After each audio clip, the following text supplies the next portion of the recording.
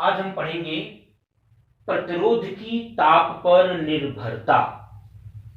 मतलब अगर हम टेम्परेचर में चेंज करें तो उसका रेजिस्टेंस किस प्रकार से चेंज होता है और उसकी प्रतिरोधकता मतलब रेसिस्टिविटी या जिसको हम स्पेसिफिक रेजिस्टेंस कहते हैं वो किस प्रकार से चेंज होता है। पहले हम देखते हैं, इसमें 4 पार्ट लेंगे। एक धातु का, मेटल्स। धातु का मतलब है जैसे तांबा, लोहा, एल्युमिनियम, ये सभी धातु में आते हैं। मिश्र धातु एलॉयज में जैसे पीतल है। तो जो मिश्र धातु है उस पर हम विचार करेंगे उसमें क्या परिवर्तन होता है। अर्धचालक है।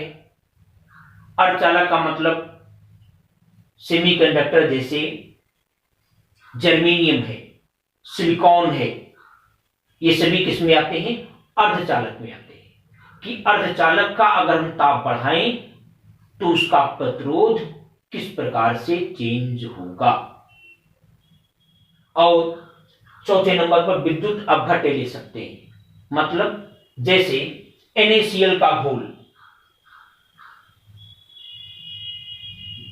NaCl को अगर आप घोल दे पानी में, इसमें 2 छड़ डाल करके, एक पॉजिटिव एक नेगेटिव, इसमें धारा का प्रवाह करें तो हम देखते हैं कि सोडियम यहां चला आता है और जो क्लोराइड आयन होते हैं वो इस पर चले जाते हैं। ये आपने केमिस्ट्री में पढ़ा होगा। तो ये विद्युत अपघट्य कहलाएगा, ये जो घोल इसके अंदर रहता है।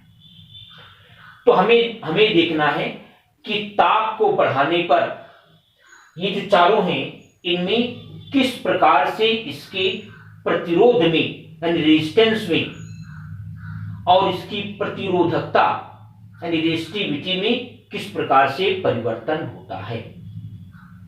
पहले हम लेते हैं मेटल्स का, धातु का। हमने पढ़ा था कि किसी भी चालक तार का जो प्रतिरोध होता है R, वो R बराबर होता है ml/Ne² A τ। ये R बराबर होता है, ये R का फर्क होता है। इसमें देखिए,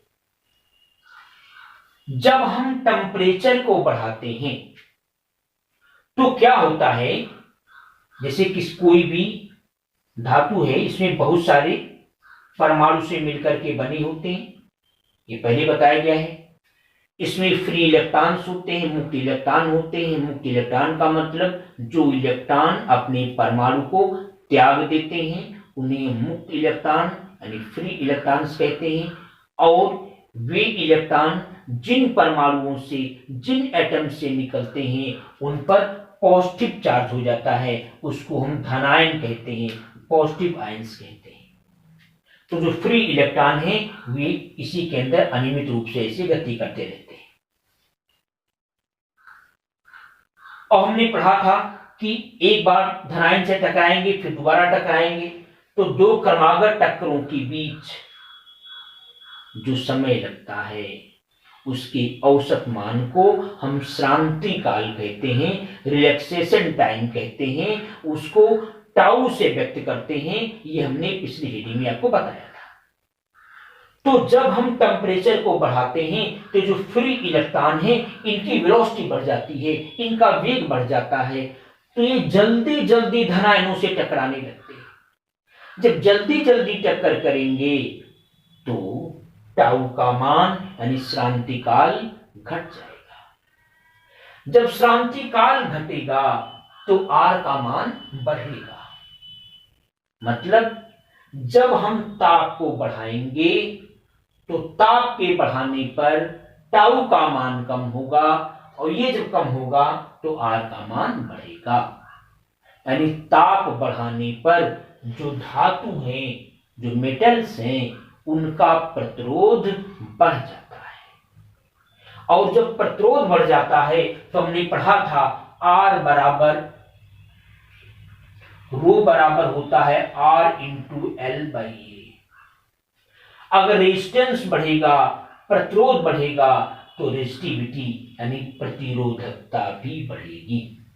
तो ताप बढ़ाने पर उसकी प्रतिरोधकता बढ़ जाएगी।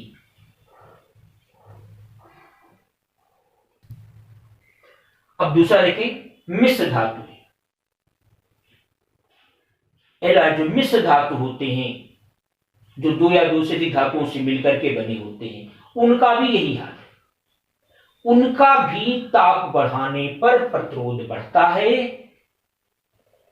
अर्थात प्रतिरोधकता भी बढ़ती है। यानी ताप बढ़ाएंगे तो प्रतिरोध बढ़ेगा, यानी रेजिस्टेंस बढ़ेगा, तो प्रतिरोधकता यानी रेजिस्टिविटी भी बढ़ेगी। लेकिन ये वृद्धि धातुओं की तुलना में कम होती है। तीसरे नंबर पर है अर्धचालक, सेमीकंडक्टर्स। सेमीकंडक्टर्स में देखिए क्या होता है। सेमीकंडक्टर्स में सहसंयोजी बंध पाए जाते हैं। जब हम टेम्परेचर को बढ़ाते हैं तो यद्यपि टेम्परेचर को बढ़ाने पर उसमें भी जो आवेश वाहक होते हैं उनका श्रांति काल यानी टाउ का मान घट जाता है और घटने के कारण रेजिस्टेंस बढ़ जाता है।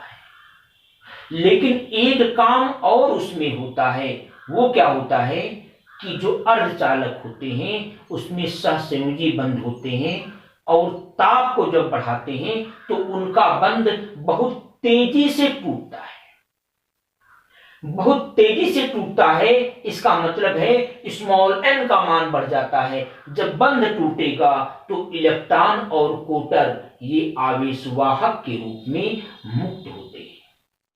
इसका विस्तार से तो अध्ययन आप सेमीकंडक्टर वाले पार्ट में पढ़ेंगे। लेकिन जब हम ताप को बढ़ाते हैं तो ताप को बढ़ाने पर क्या होता है, उसके सहसंयोजी बंध टूटते हैं। जैसे जर्मेनियम का देखें, जर्मेनियम के बाह्य कोश में 4 इलेक्ट्रॉन होते हैं, तो उसमें क्या होता है, इस तरह से 4 इलेक्ट्रॉन होते हैं। अब दूसरा जो जर्मेनियम का परमाणु है, एक जर्मेनियम का परमाणु यहां से बंध बनाता है, एक यहां से बंध बनाता है, एक यहां से, एक यहां से, इस प्रकार से इसका अष्टक पूरा हो जाता है। तो ये जो सहसंयोजी बंध हैं ये ताप बढ़ाने पर टूटते हैं। जब टूटते हैं तो इसमें इलेक्ट्रॉन और कोटर मुक्त होते हैं जो आवेशवाहक का कार्य करते हैं। तो ताप बढ़ाने पर यन का मान बहुत तेजी से बढ़ता है, तो यन का मान बहुत तेजी से बढ़ने के कारण आर का मान घट जाता है। तक मैंने बताया था कि टाउ का मान बढ़ने के कारण आर घटता है, लेकिन यह प्रभाव बहुत कम होता है। उसकी तुलना में n काफी अधिक बढ़ जाता है और n के बढ़ने पर r का मान घट जाता है। r जब घटता है तो इसका रेजिस्टिविटी भी यानी इसकी प्रतिरोधकता भी घटती है। यानी अर्धचालक का अगर हम ताप बढ़ाते हैं तो उसका प्रतिरोध घटता है और उसकी प्रतिरोधकता भी घटती है। तो इसके बाद है वैद्युत अपघट्य, जिसे मैंने कहा NaCl का घोल ले लिया। तो आप देखें, जैसे मैंने NaCl का घोल का एग्जांपल लिया था, ये पॉजिटिव आयन है, ये नेगेटिव है, सॉरी पॉजिटिव कैथोड है, ये नेगेटिव है।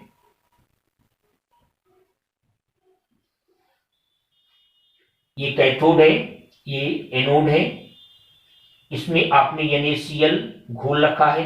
जब हम NaCl घोलते हैं, जब घोल करके इसमें ये पॉजिटिव नेगेटिव, जब इसको हम बैटरी से कनेक्ट कर देते हैं, तो बैटरी से कनेक्ट करते हैं तो उस कंडीशन में क्या होता है कि ये जो NaCl है ये सोडियम आयन और क्लोराइड आयन में टूट जाता है, सोडियम आयन में और क्लोराइड आयन में टूट जाता है। सोडियम आयन जाते हैं ऋण वाले प्लेट पर और क्लोराइड आयन जाते हैं धन वाले प्लेट। तो जब यहां से आयन चलेंगे तो ये जो घोल है, घोल में हमने पढ़ा था विस्कोसिटी वाले पाठ में कि जब भी द्रव की एक परत दूसरे परत पर फिसलती है तो उनके बीच एक विरोधी बल कार्य करता है जिसको हम श्यान बल, विस्कस फोर्स कहते हैं।